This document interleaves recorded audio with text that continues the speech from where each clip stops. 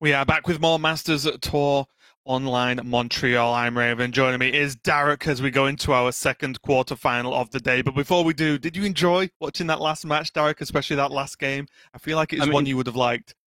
Yeah, as you could see in our Discord there, I was having a little bit of a tiz watching that series. It was great fun to watch, if nothing else, because I feel like for Frenetic in particular, the energy and the support he's getting from the rest of the Spanish community is palpable.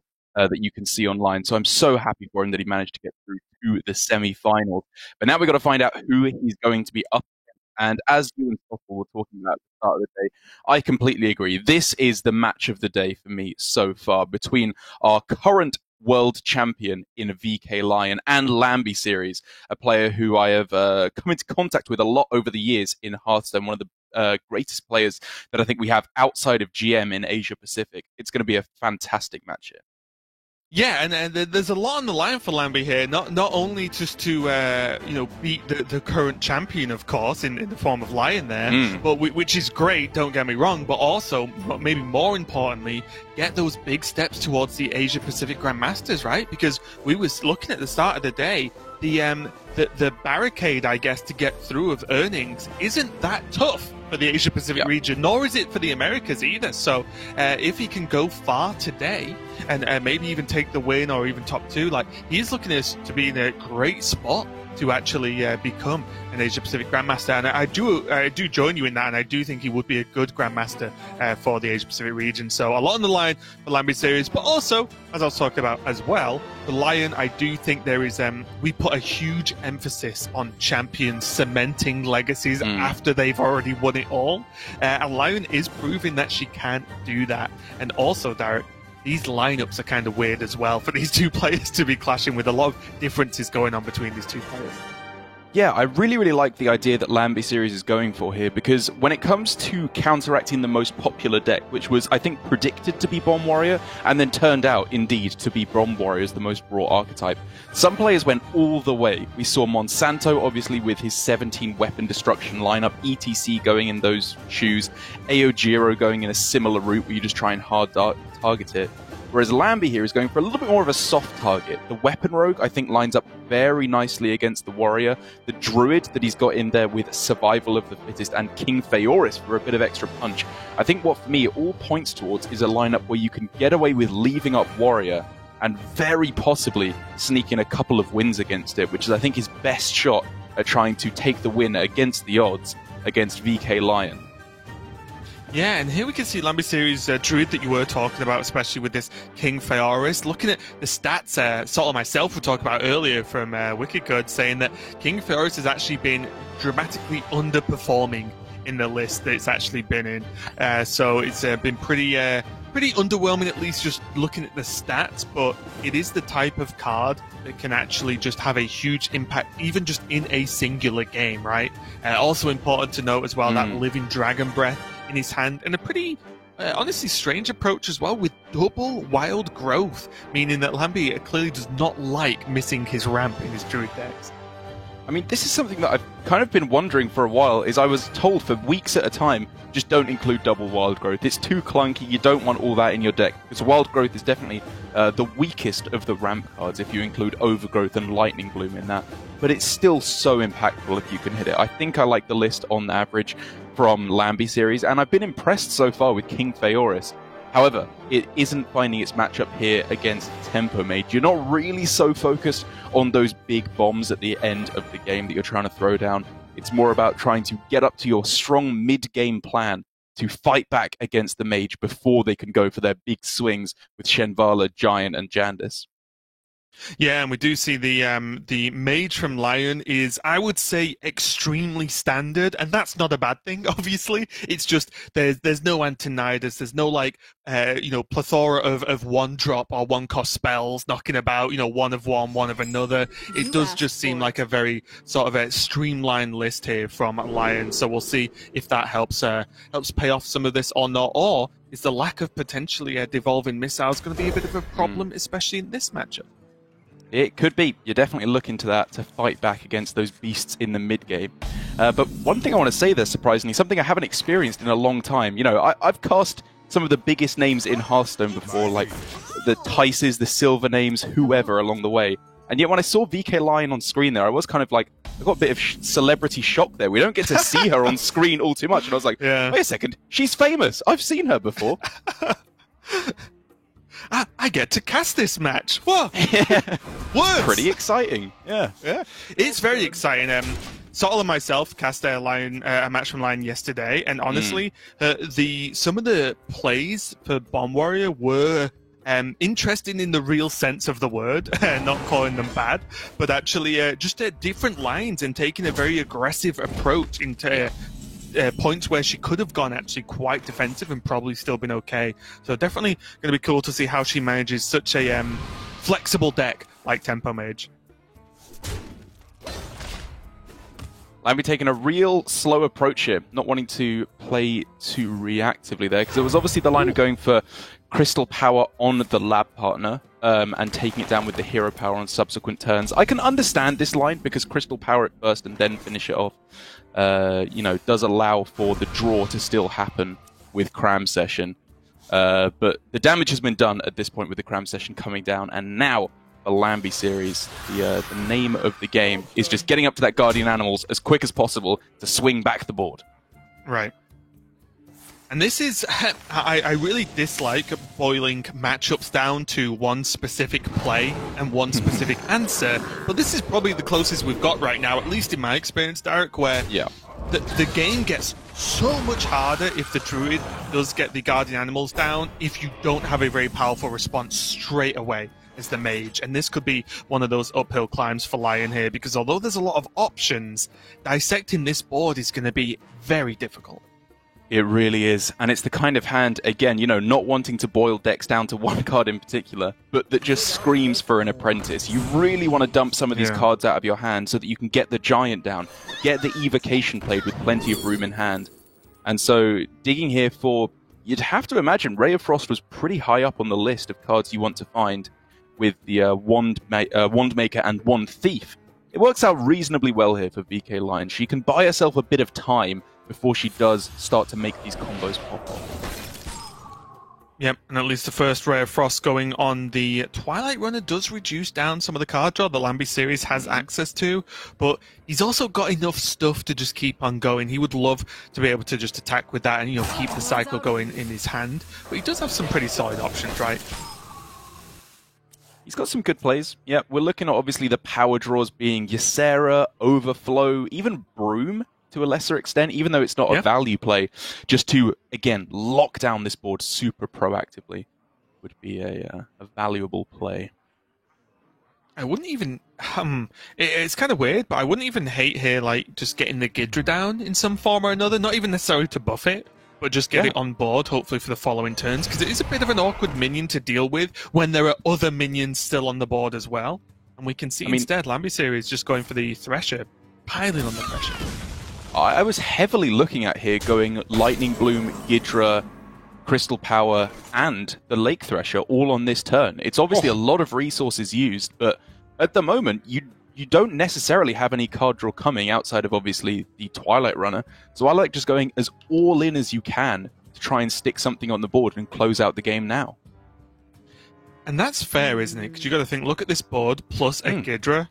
Like, if that isn't dealt with in such a strong fashion, then you do probably just set up a win at that point, don't you? So it's definitely important to look at those situations. But Lambie probably feeling still confident enough to be able to take this a little bit slower. And it is getting to the point where almost any of his card draws here are going to make this Ghidra very powerful as a rush sort of removal minion on a given future turn. That's very fair as well. There's the potential for these huge, powerful top decks to come off the top. Guardian Animals, Overflow. Obviously, even with the way he's left it, getting a Survival of the Fittest would be huge as well, to be bloomed out instantly. But on the other side, for Lion, her hand is, while it's not getting there quite yet and will be swept up easily here by the Lake Thresher, there's the combo. There's Giant plus Conjurer's Calling available to come down soon, which could be huge, but it's going to have to be incredibly powerful if it's going to have any chance of taking down Bloom, Ghidra, Overflow. That has to be the line here, right? Yeah, and I'm even... Yeah, because he could just use the Ghidra to trade, and although the Thresher is like the ultimate value trade here, whatever, it's just 4 damage to face. Like, oh, wait, a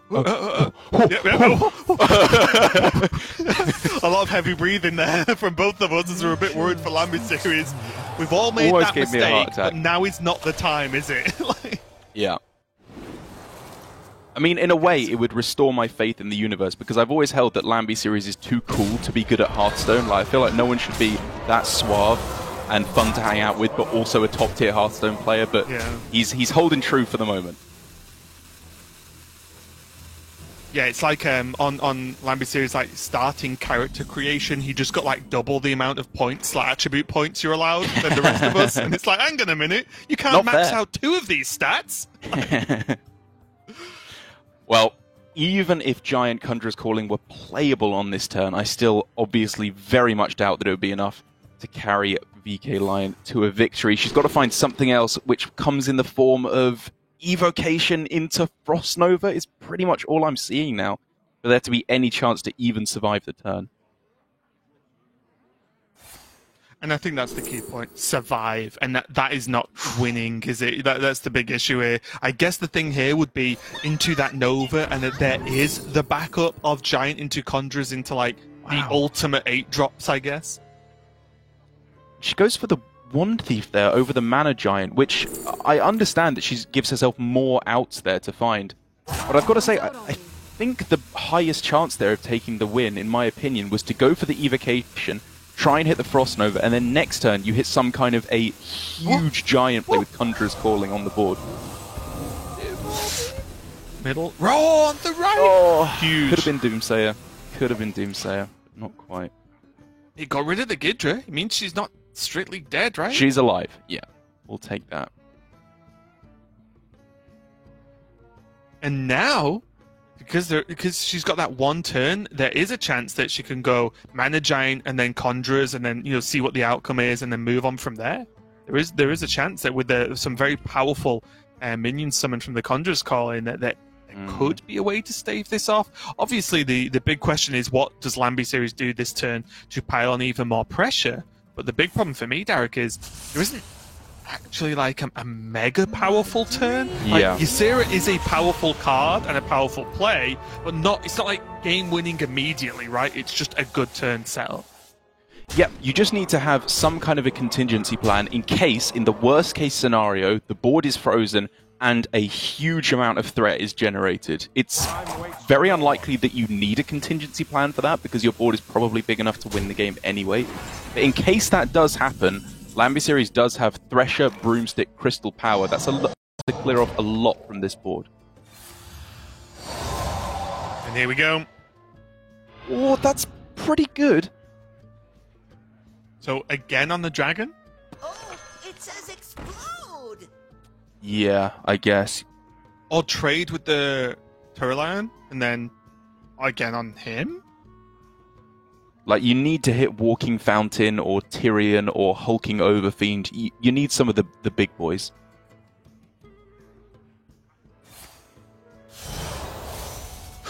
Going for Frost Nova instead. I can respect it. Oh, no, those look like Frost Nova to me. Yeah. No matter how you go about it, it's a gamble there, and it doesn't pay off on this occasion for VK Lion. It was an admirable effort trying to find any outs whatsoever. But Lambie series praying that he's got there, we can see he's done it. And that's going to be the win for the Druid in Game 1. Lambie series that one step closer to taking down VK Lion in an incredible turn of fortune where he would be able to take down the current world champion. Yeah, and I think you can see there the pressure that these players are feeling, right? Because Lion with no immediate board, no taunts, no nothing like that, 1 mana left. Lambie series had a ton of minions, so much overkill, it was unbelievable, and he was still like, press end turn. Press end turn. It's like, what could possibly be played for 1 mana? But that's how important it is, right? It's like, it's not over till it's over approach for these players just needing these wins. But Lambie series, as you said, does take game number 1 over Lion, and then that first step towards taking this series and moving on throughout the tournament. And he still has his Rogue and Demon Hunter to do so. And it does look like he's going to move over to his Demon Hunter. And I don't know if you caught the conversation earlier, Derek, but Lawkeeper Polkelt sort of has conceded that I am a god. Card knowledge and knowing what cards are good in decks and what shouldn't be cut, unlike you and Sottle think that Polkelt should have been, and it's now been factually proven it's the best card in the world in Demon Hunter. So yeah, yay me, but most importantly, yay Lammy series, because if that is true, then his deck looks pretty solid as far as I'm concerned. Well, I mean, kind of yay you, but you did also say you are the supreme card knowledger in that sentence, which kind of detracts from your point a little bit. But I think it's more you just don't understand the word choice, right? Yeah, I don't think you can really process it that well. So sorry, you're speaking English too, I see, while I'm still on the first edition of English here, yeah. But I do think here for Lambie series, I've really liked what he's been doing with the Soul Demon Hunter here. I think it's a clever bring. You know, I've been up and down on this deck. I was saying I think it's a great bring in some weeks of GM, and then when it wasn't performing so well, I was a bit fickle. I was saying I don't think it's really found the spot. But I think with the way that players are playing it in particular, they found a slot for it in the metagame. It's not just to add another Bomb Warrior to your lineup, as I've been erroneously comparing it to a lot of the time. It definitely has a unique spot, and it's found a really good matchup here against the Tempo Mage. Yeah, I think so too. I think the matchup, regardless of specific tech cards or not, generally, I'm pretty happy to play Demon Hunter into Tempo Mage. I think the tools are all there to be able to deal with it, and mainly because the Mage doesn't run ways to freeze face. There's a lot of ways to freeze the board, but not the face. It doesn't, like, the Ray of Frost are more of an annoyance than an actual, like, game-winning stall tactic. The Mage a lot of the time, so I think that's where Demon Hunter really steps up here, and Blade Dance just already being in hand must make Lammy series feel pretty comfortable with this potential early game pressure that Mage can put on. Indeed, but this is the kind of hand that can get some stuff done for Lion here. She's obviously got Giant and Conjurer's Calling in hand and an Apprentice, so if she is able to find Magic Trick, Evocation, any of the cards that give Evocation, like Wand Maker as well, there are big ways for her to pull ahead in this matchup in a major way.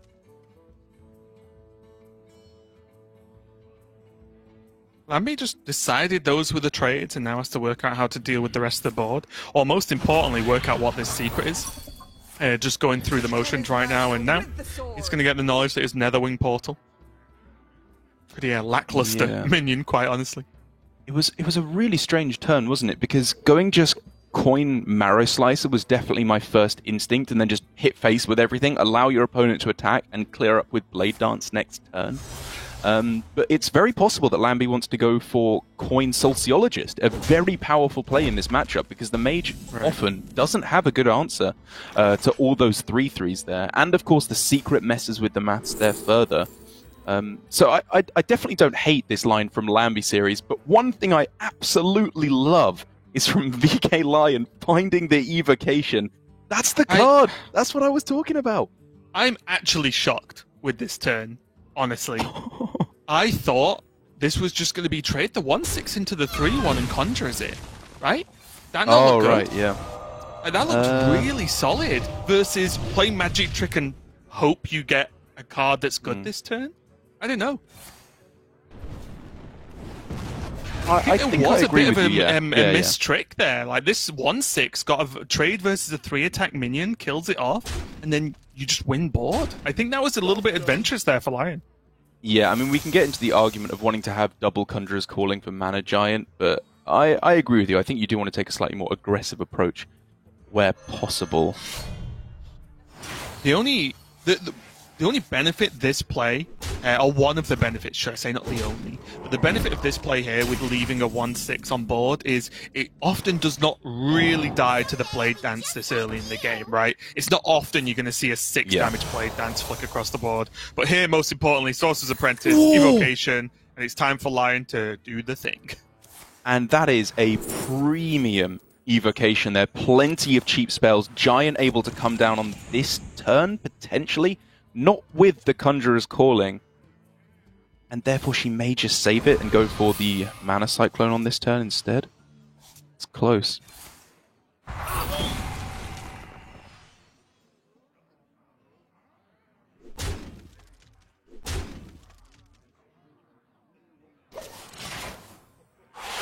Whoa. She's holding back. She's afraid of the blade dance. That's why she's keeping it here, because if it does come down and the Giant is cleared, obviously only 4 attack buff needed to get into the range where Giant instantly dies. That would be close to just lights out for VK Lion. She doesn't have an offensive push if this Giant dies. And that's I think one of the problems of, although I completely agree, you have to just at least acknowledge / play around Blade Dance a little bit.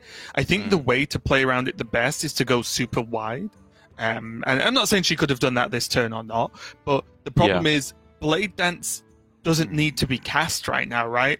Like there's not really much damage available on board anyway. I think that this is a turn where Lambie Series could Blade Dance, but definitely a turn he could just skip on it as well and actually just go for maybe another option in it.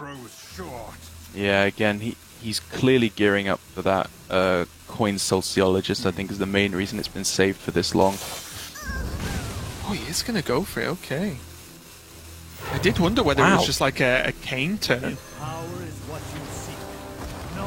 So interesting, these lines. This obviously, again, sets up for Skull off the top as the main benefit of going for this line.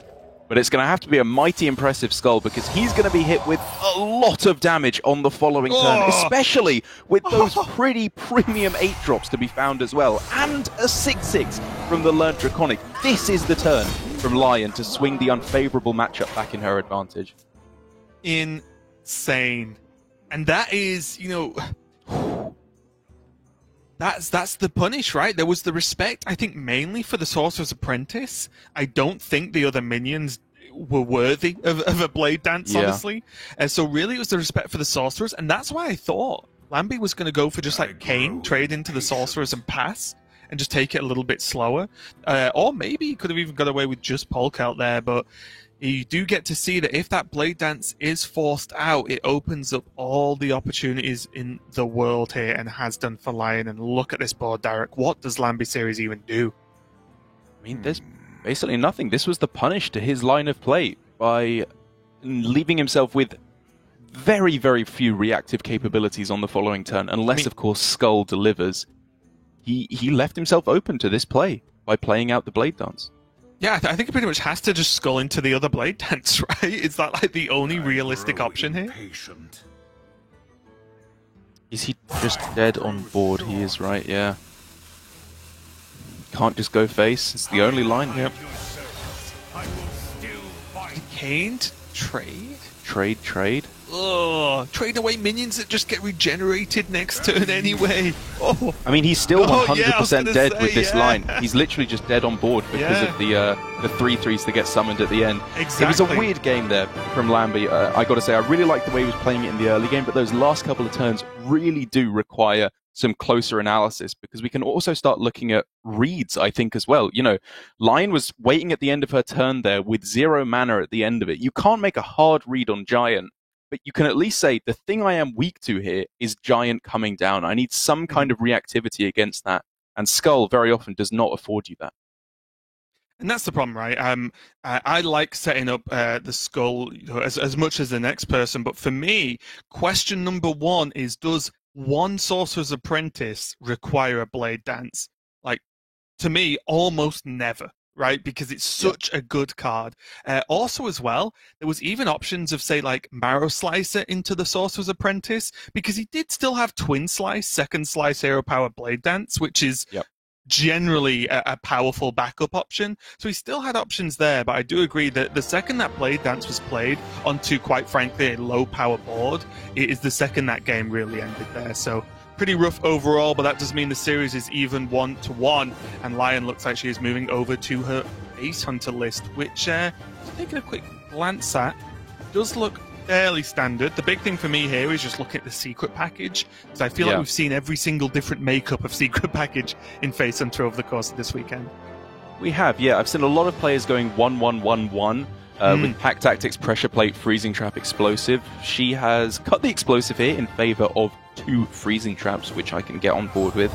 But the more salient point to me here is I really wonder how this came about, because back in the day, a couple years ago, it felt like the Chinese region and the other 3 regions were very separate in the metagames and the decks that they would bring to tournaments.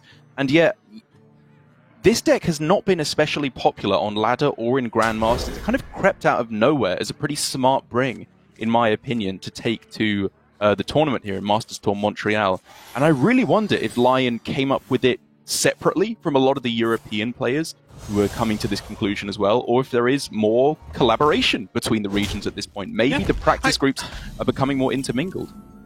Yeah, and whether it's practice or just taking notice of, I guess, because it's something that we can see in the Masters Tours, right? This year especially, because they are being done from home, we are seeing more and more Chinese players play, right? Because, years back in these just big open tournaments or whatever that were mainly within Europe and the Americas regions,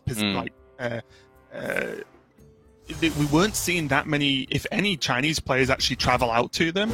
But now we're just seeing more and more get involved and take part, 'cause it's much easier to do so. And I think that also naturally leads to more sort of crossover between, I guess, metas between the regions as well. Yeah, I love to see it. Already a pretty cool start here for VK Lion, where, contrary to what you would think from a deck called Face Hunter, 2 of the best cards in the starting hand have put literally no damage on the board by the end of turn 2. And yet, obviously, come turn 3, it is all going to come together. The 5/4 attack space becomes undormanted. Volpatinger can come down. And also, just the tour guide in hand with Lawkeeper Polkelt guarantees the play of Dragonbane plus an activation on turn 5. This is looking great for Lion. Yeah, it is very, very strong here. Even the Initiate means that it's just even just a potentially 1/1 this turn, which looks very strong indeed. And this is the issue, and especially if we look at Voracious Reader as well, this is one of the problems you have when you play against Face Hunter. It's like, where's your kill target? What's your priority on this board? Because, okay, you kill the 5/4, it's the biggest threat. Well, there are 2 3/3s, and there's a 1/2 that's going to gain tons of attack soon anyway. So the threats, and then with Voracious Reader is, well, that's just a 1/3. It's not directly killing you, but it kind of is as well, because it's card draw. So actually picking apart all of these very cheap targets is very, very tough indeed. And the Lambie series does have options with these 2 Soul Shares, and I think, funnily enough, that might be his best go of it. Is he could Soul Share the one of the 3/3s and the 5/4, would you say? Is that reasonable? Well, it's either you go for the Soul Share or you just go Marrow Slicer and attack into the 5/4, and then obviously still set up for Shard Shatter, which I think I probably slightly prefer. Like, you have to tank a lot of damage, obviously, and it does not feel good, but it allows you to play against a, you can expect Polkelt or Dragonbane to come down on this turn. Those 2 are like pretty similar size, and then next turn Shard Shatter plus Soul Share allows you to clear up almost everything that's played, no matter what. Yeah, and this is what's important here, though, is if there was actually not a Polkelt, say there was Voracious Reader played that turn, right? I would have still liked to have seen a Soul Share played from Lambie series, because although these are activating the Shard Shatter, that's 1 Soul Fragment gone now. And you need as many in your deck as possible to be able to, heal back up here. So I do think it's important that even if they're not optimal removal, these Soul Shares get played ASAP. Lion showing us how it's done. A true Hunter player here. Insta 5 damage to the face, setting up lethal on the following turn. Heal is 100% necessary on this turn. And it's just and got Lambie to be, knows it.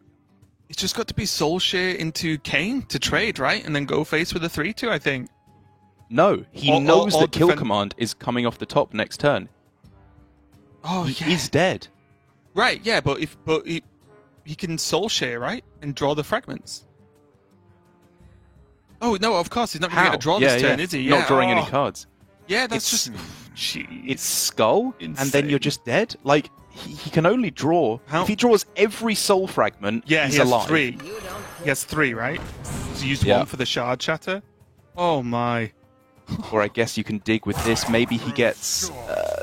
you know, dispel magic to draw a card, and then you can get Mana burn. Yeah, something like that. Oh, jeez.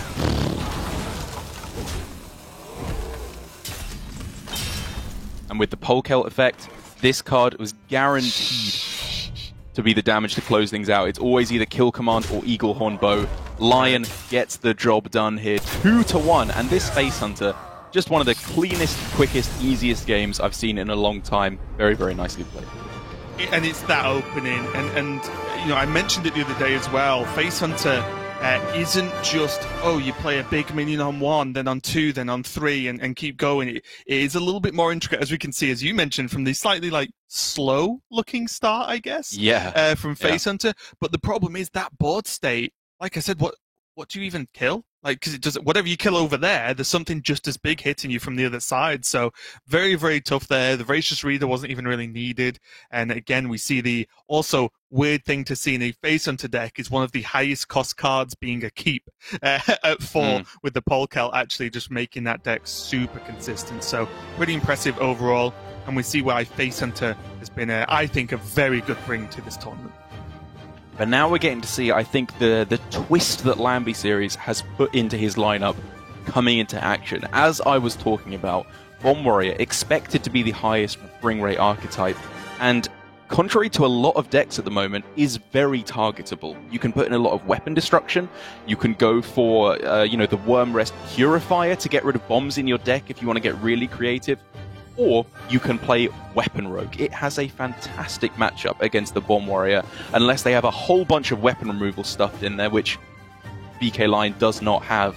I think at the very least here, even if Lambie Series can't go all the way to win 3-2, this next game at least is a nice way to reset things and get back to that 2-2 mark. Yeah, I will say it is a little bit different there versus what we've been seeing the most, I think, in Bomb Warrior lists, where Lion is playing the Risky Skipper package with the Armor Smiths, so that can make some impact. But I do also appreciate that when we talk about this, it's like, oh, well, there's Risky Skipper, Armor Smith, right? Like, you can gain tons of armor, clear boards, it's great. You do have to draw them, and the second you don't draw Armor Smith, well, you're not gaining any armor right at that point, and then you just die. So although it can happen, it by no means means it does happen unless you're lying and just draw an Armor Smith off the top, and then okay, well there's one already. And we also see her going with the line of keeping double Corsair Cache, which at first glance obviously seems like overkill. You know, you have your weapon, you don't want to be tumbling over how much durability you have altogether. But what this gives Lion the highest probability chance of is finding that Ankar. This one was a 1 out of 3 with 2 Wrench Calibers in the deck. The next one will be a 50-50, and it would be pretty unfortunate if she doesn't find it, because with Armor Smith in hand, she really wants to find those Risky Skippers. Yeah, that's it. And oh, yeah, and you can see the response. You can see the response straight away. That was the plan. And the thing is, Derek, the Armor Smith is like the hard bit of the combo, right? Because you can't tutor it. It's just a card in your deck. Whereas you run the 2 Risky Skippers, and with the weapon and with the Corsair Cache, you have so much more chance to actually get hold of it. But Lion missing twice and getting the Wrench Calibers in this matchup is not what she's looking for. Lambie, though, does have his weapon of choice available to him. The Self-Sharpening Sword right off the bat, along with a Krastenov in the near future, is looking fantastic for him. Yeah, Lion knows this is not looking good for her at the start. It's an unfavorable matchup, and she got pretty unlucky not finding the Ankar in a 2 out of 3 chance to have found it at that point. But what I will say is that for her here, there is a silver lining in this situation. You get to hit your opponent in the face. The game plan goes from defensive to supremely offensive here. You just get to try and swing every turn, get the Horde Pillager down, allow Barov to clear the board in the meantime, and pray that that can get there. Yeah, this could prove a bit of a problem, though. 1 Thief now. Mirror's Image looks pretty good. Brain Freeze, not too bad. I'm kind of looking at Conjurer's Calling here. Like, Jandis and Krastenov are both pretty premium targets if they stick. Jandis in particular, of course. I guess that's my thing, like, if they stick. Like, the way I'm looking at this is, if it's not Krastenov this turn, coming up. If there's no minions being played, then Lambie series can go for Jandice. And then after that, it can be Krastenov into the mirror image to protect. Yeah. Which makes him stick more often, which guess what? Makes more damage happen. I like it. Okay, I can respect it. I can definitely respect it. But on the other side, huge draw for Lion. Even if she can't find herself the anchor, she can at least get Risky Skipper, Armorsmith combo, and leading into a Jandice turn. At the very least, this can wipe out 2 of the minions on board and gain her some health. Well, even better now with just... can she just go for Barov? I think it is probably just Barov, actually. Like, you really want to get the Armorsmith activation, but this damage is not worth the armor. Well, that's it, right? Lion won't gain enough armor immediately to offset all of this damage, so... Barov kind of gets her armor at this point. It's a sad way to go about it, but the game plan is now here for Lion. She's found herself 2 Wrench Calibers, a Horde Pillager, and most importantly of all, Blast Master Boom. That on turn 7 is going to be when she tries to just end the game. Hey, though, this does give Krastenov a target, which means that is another swing of the weapon. A huge deal here as this weapon is going to get, like, I'm not going to say twice as big, because that is obviously incorrect, but just going to get twice as many activations and start stacking up even more now. Putting class, great pick up off the top to keep the value going. So huge. This hand went from garbage to pretty insane. All of a sudden, Infiltrator Lillian plus Greyheart to draw again next turn. Or heck, maybe even just a Steel Dancer to get a 6-drop on board.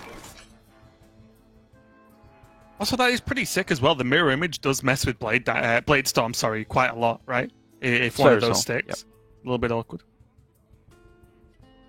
Or Lion clearly toying with the idea of just gaining 2 on this turn and clearing off the Horns. It's not ridiculous, right? Like, you get 4 damage face, you gain some armor, you stick an Armorsmith, and it sets up for Blastmaster Boom next turn. Yeah, I think there are stretches that are going to have to be made here, honestly, in terms of the plays. So I like it, because how does this 1-2 Armorsmith actually get dealt with, right? Right. There are very few ways in the deck to cleanly clear it off, and then next turn it could just be another Blade Storm if Blastmaster Boom isn't reactive enough at that point. Well, here's an additional question then. Is there a world in which it's Blade Storm first and then Armorsmith? There's many different ways to play around this. You could go Armorsmith after, you could go Hero Power here.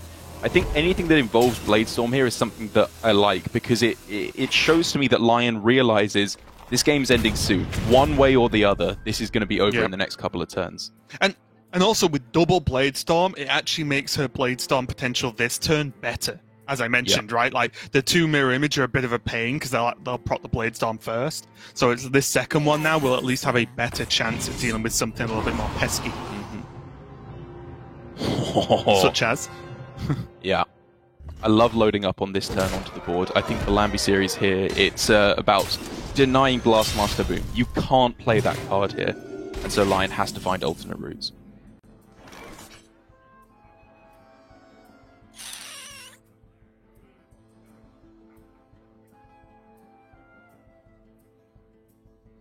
So at 11 damage minimum next turn, if she clears the Steel Dancer, there is the play, and the only play I really see, of going Armorsmith, Blade Storm, Hero Power, which just about keeps you alive. Oh, interesting. Okay. I was looking at swinging to the 4-4. No. Oh, right. Okay. No. Swing into the 4-4 and then do it a bit differently. Like, is that's that a good point. Ever better? That's a good point. That's very possibly better. I wasn't really looking at that line. Because you go down to 4, you can still Hero Power, you can Blade Storm the 7-6.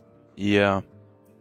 So you go up to 6. There's already 4 damage because that's the Scimitar, right? The Lambie series.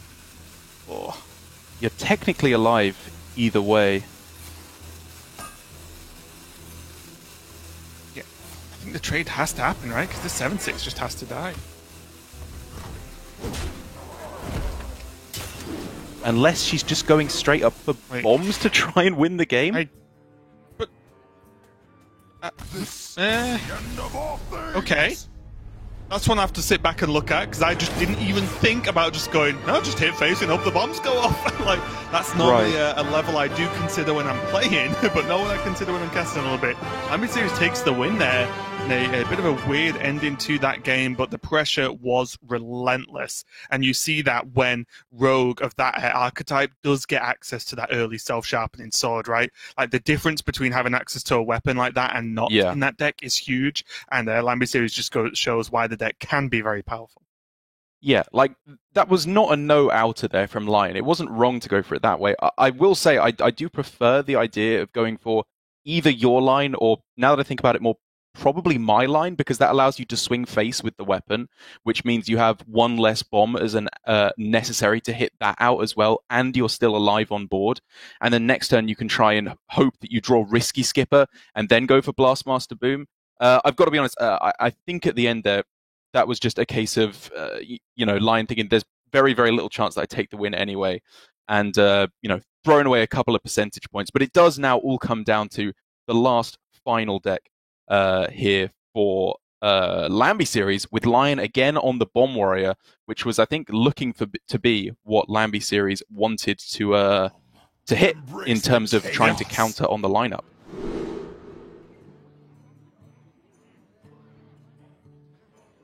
Hey, though, look at these opening hands. Nothing too great for Lion, but Lambi does get that Marrow Slicer nice and early, and there you see, I guess, the one sort of big tech card in his Demon Hunter, which is the Kobold Sticky Finger.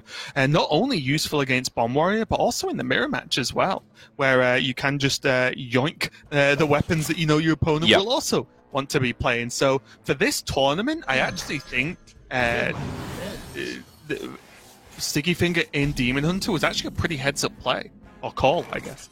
It's what I'm talking about from Lambi Series lineup. It's such a great middle ground between the standard lineup and the target warrior lineups.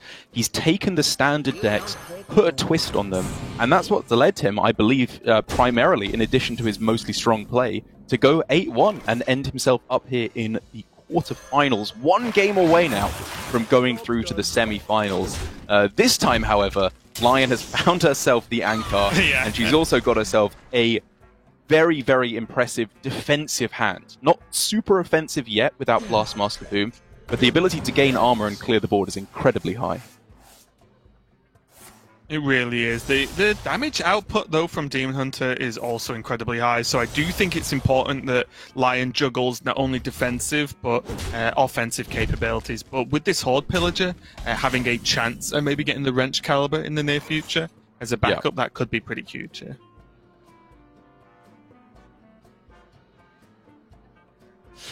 Well, I'm definitely toying with the idea of overwriting the Ankar and just equipping Wrench Caliber here, because none of the other effects are looking especially powerful on this turn.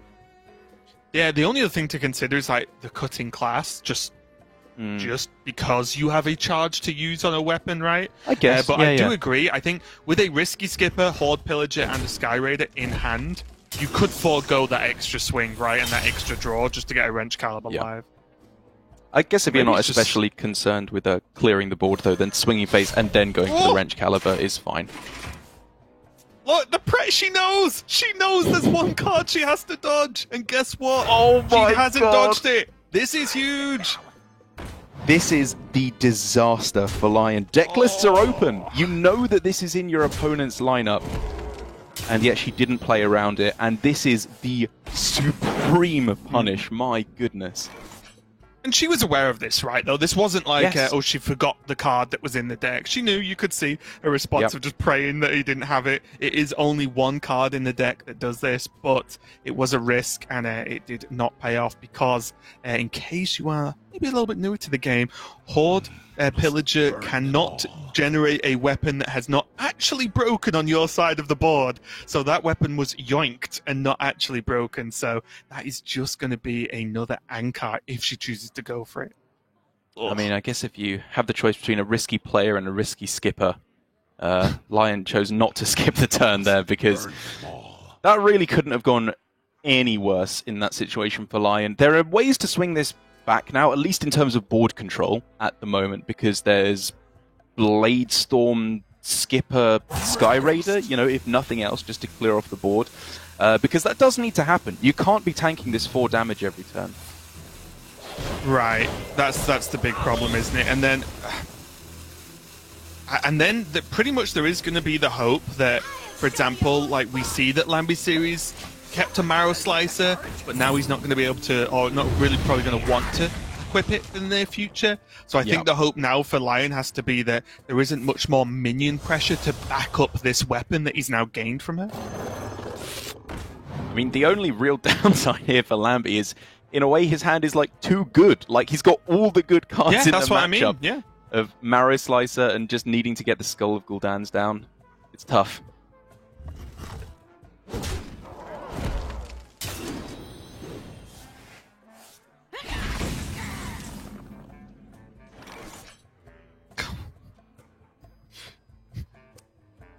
I always hate when these things happen, when you get like weapon upgrade for a weapon you don't have. It's like, oh, go away, upgrade. There is still just Horde Pillager into upgrade, which honestly isn't the worst play in the world. You can also sneak in Cutting Class on that turn, right, for 1 mana. So there's great mana utilization on this turn, which allows her to go aggressive and then follow up afterwards, of course, with Risky Skipper and Armor Smith.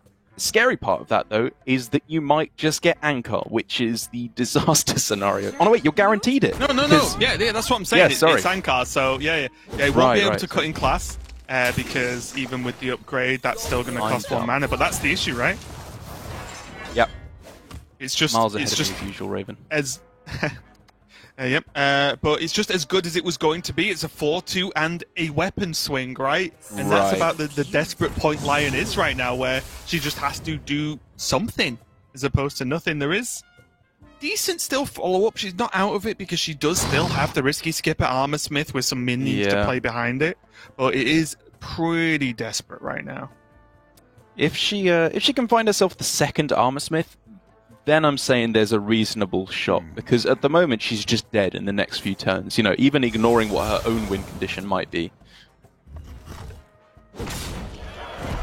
I do like this Twin Slice usage, though. It does next turn then have a potential option for Marrow Slicer next turn, then it opens up the Skull for the turn after for Lambie Series, if required, of course.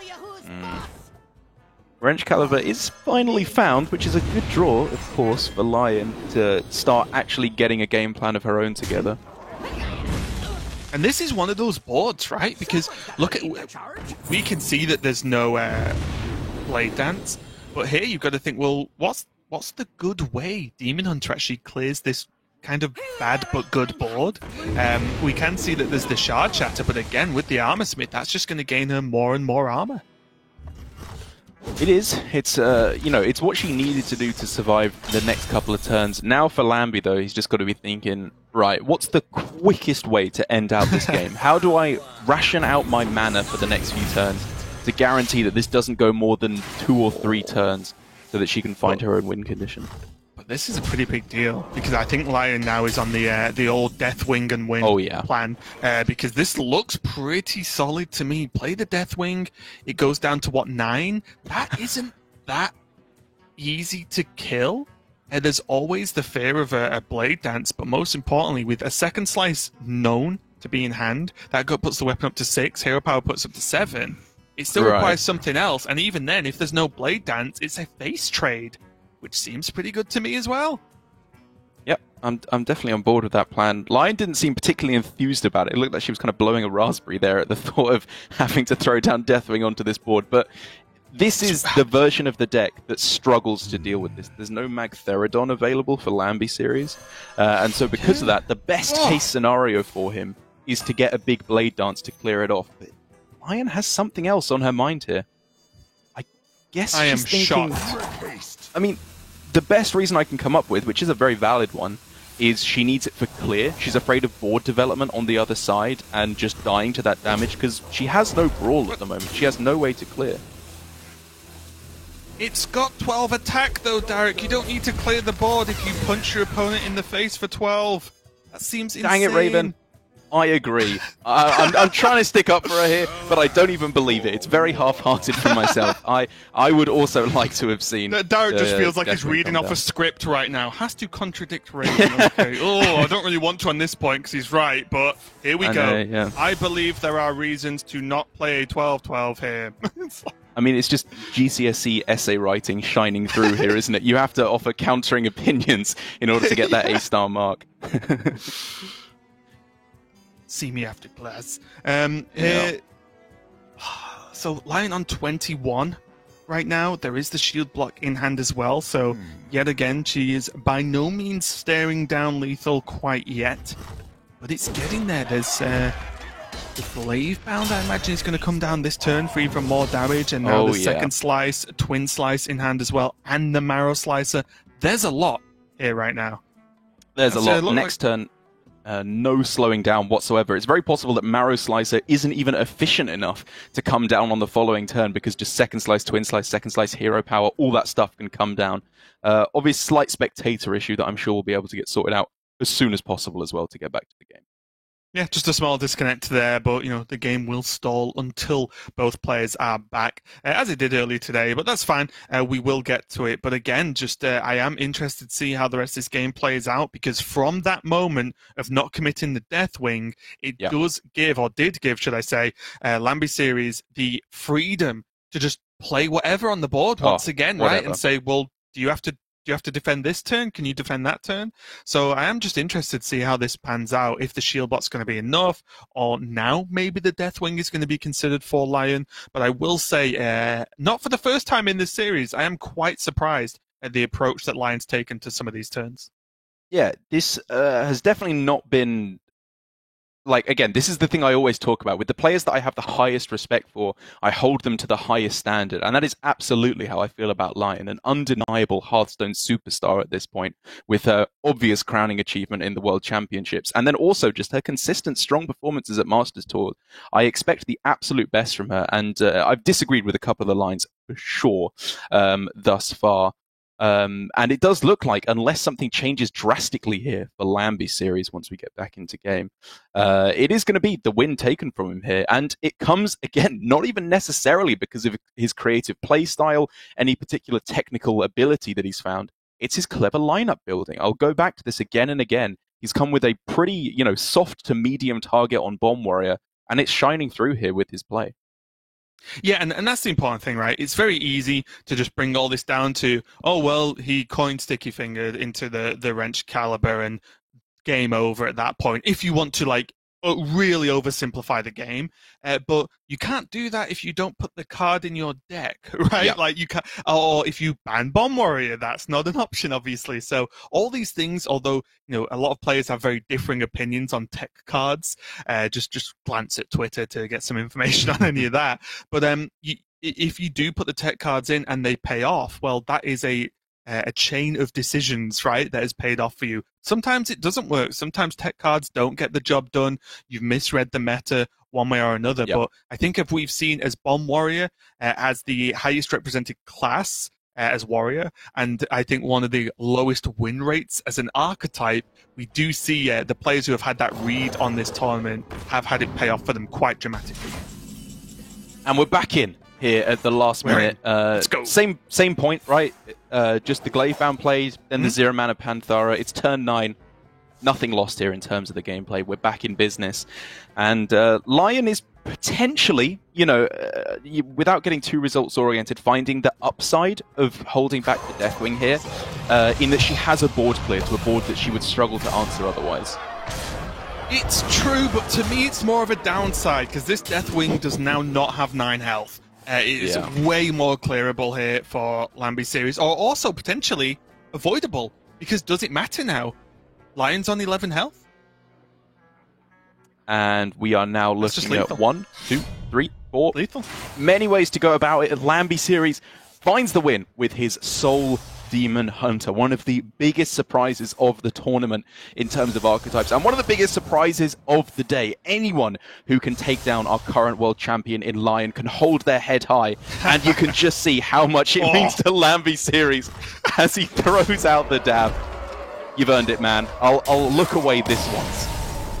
I mean, honestly, like, congratulations to Lambie Series there, because one, I think he played pretty well throughout that series, but it must just feel good. And I talked about it with Sol a little bit earlier in the day, but it's one thing, you know, you win your match, you're moving on, that's great, more prize money, higher chance of becoming a Grandmaster, so on, but you do it whilst beating a current global champion, a player as respected as Lion is. Like, that's just 2 ticks, you know, on the resume, I guess, at this point for Lambie Series in one match of Hearthstone. So that first match is going to just feel fantastic way to start the day for him. So huge congratulations to him. And again, for Lion, I don't think we saw the best play we've seen from Lion today, but it is just another top 8 from her. It's just another strong performance that really does just back it up, right? A lot of the time we do look at players who win either worlds, global championships, whatever, have these huge titles, and the question, maybe savagely, is just, well, what are they going to do next? And Lion is continuing to prove that she is a top tier competitor and will be for the foreseeable future.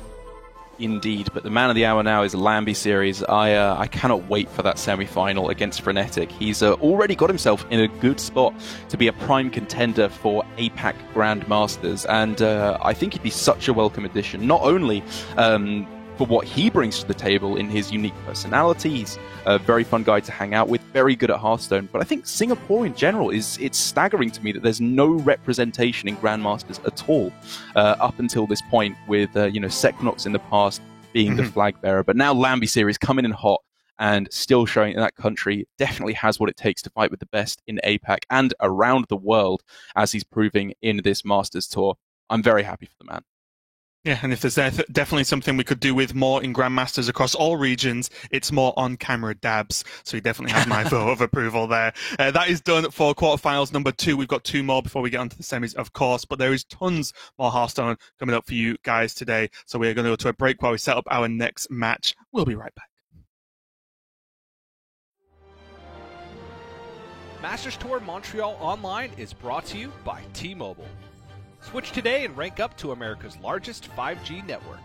T-Mobile.